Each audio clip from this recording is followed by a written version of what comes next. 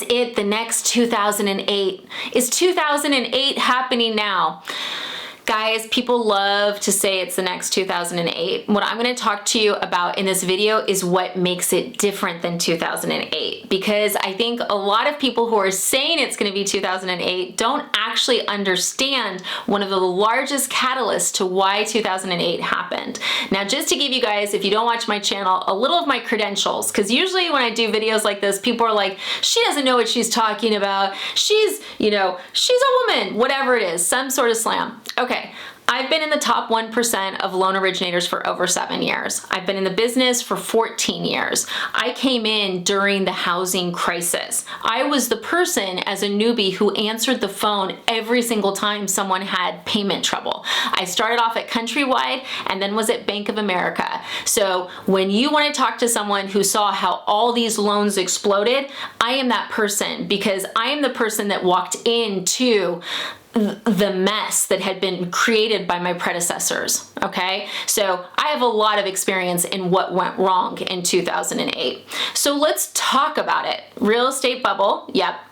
But let's talk about the loans, okay? Because that is the biggest deal. And the loans of that era were very confusing. So unless you were a lender who really was educated and cared, you probably didn't understand how they worked. So in that era, you could get a loan with no income and no assets verified. So what that means is, let's just pretend I could say, hey, I'm Jennifer Beeston. I'm a dog walker. I make $400,000 a year and I have $9 million in my bank account.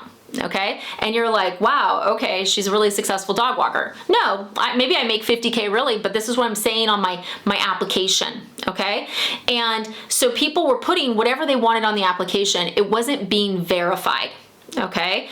And that's a huge deal. And you might go, well, why would someone lie like that? Like, didn't they know they couldn't afford the house? Right, okay. Here comes the loan salesperson, everyone, or here comes the ad, or here comes something that makes someone think that something like that could make sense, okay? So right now, you have a couple different payment options when you're making your payment on your mortgage, and it depends on the loan type. The most popular for the last 10 years is principal and interest. Every single month, you're making your principal and your interest payment. Okay, and most of the loans that really have been done over the last 10 years are fixed rate loans. So there was no reason to do an ARM in 19 or 20 or even 21 because the fixed rate was so darn low. Okay, so we're looking at fixed rate mortgages, principal and interest every month. There are still some interest only loans. However, back there, let's go in the time machine. You could do principal and interest. You could do interest only, or, and here's the or, you could do a portion of the interest. So every single month, let's say that the interest only payment is $3,000, you would have the option to do, let's say, $1,000. And you're like, well, wait, so the interest only is $3,000, principal and interest is $5,000, the partial interest is $1,000. Cool, I'm gonna make the $1,000 payment. Okay, that's what millions of Americans did. So then what happens? Well, you still have to pay the full interest every month. So how is that difference being handled? It's getting put on the loan. Okay, so every single month that someone elected to do a partial interest payment, it got put on the loan, it got put on the loan, it got put on the loan. Okay, now these were adjustable rate mortgages. Now, what would happen next is they would have what's known as a recast period. Recast means that you would have the option to make these payment options for the first few years, and then after that period was up, it would go into a principal and interest loan.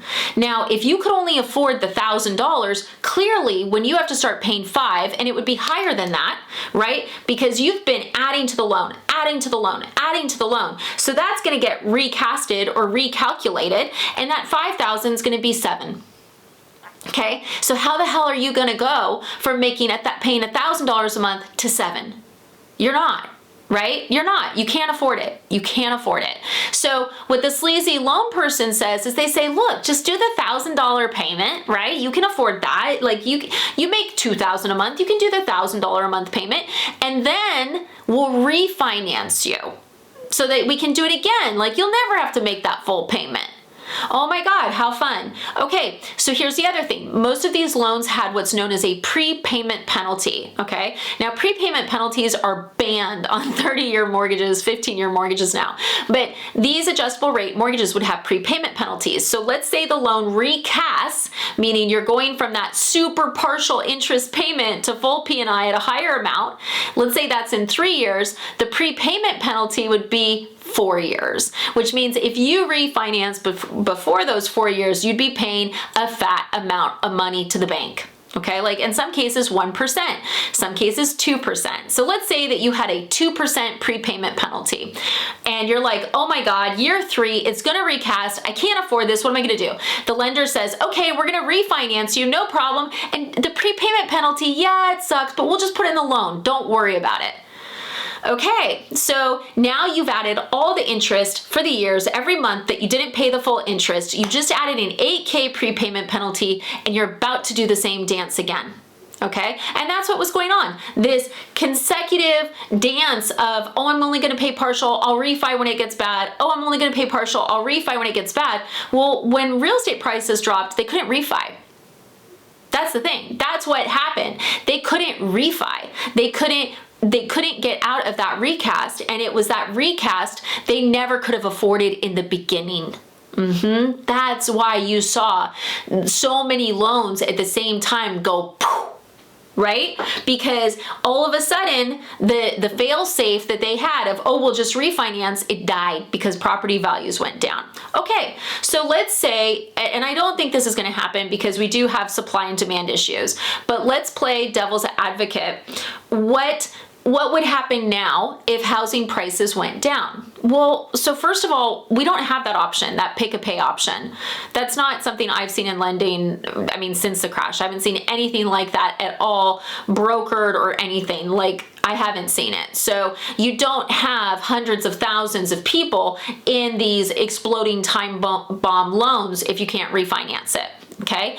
The other thing is, stated income went away with the crash. You know, there aren't no income, no asset verification loans. Everything is double, triple, quadruple checked. I mean, look, if you guys watch my videos, you know I've basically become a private detective in my spare time, making sure my clients are telling me the truth, because as a lender, that's what we have to do. You know, we've got computers double checking stuff. We're checking to make sure the tax returns you give us are real. We're checking everything. 2008, I could literally write whatever the hell I wanted on an application and get whatever I wanted, right? And of course, that type of lending is going to lead to a real estate boom and break, because if everyone's just lying, well, prices are going to keep on going up, right?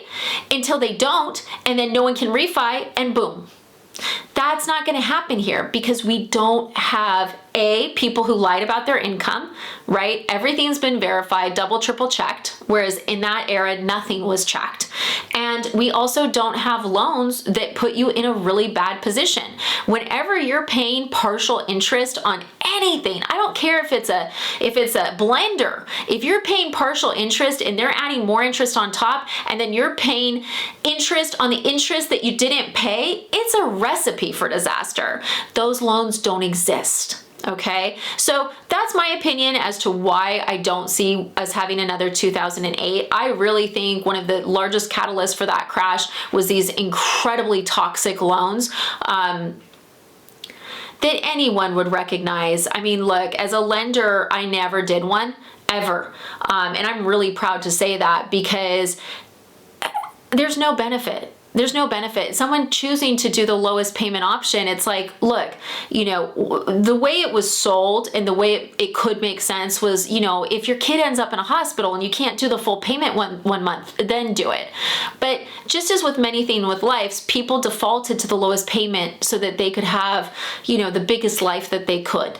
And it ended up in a terrible disaster.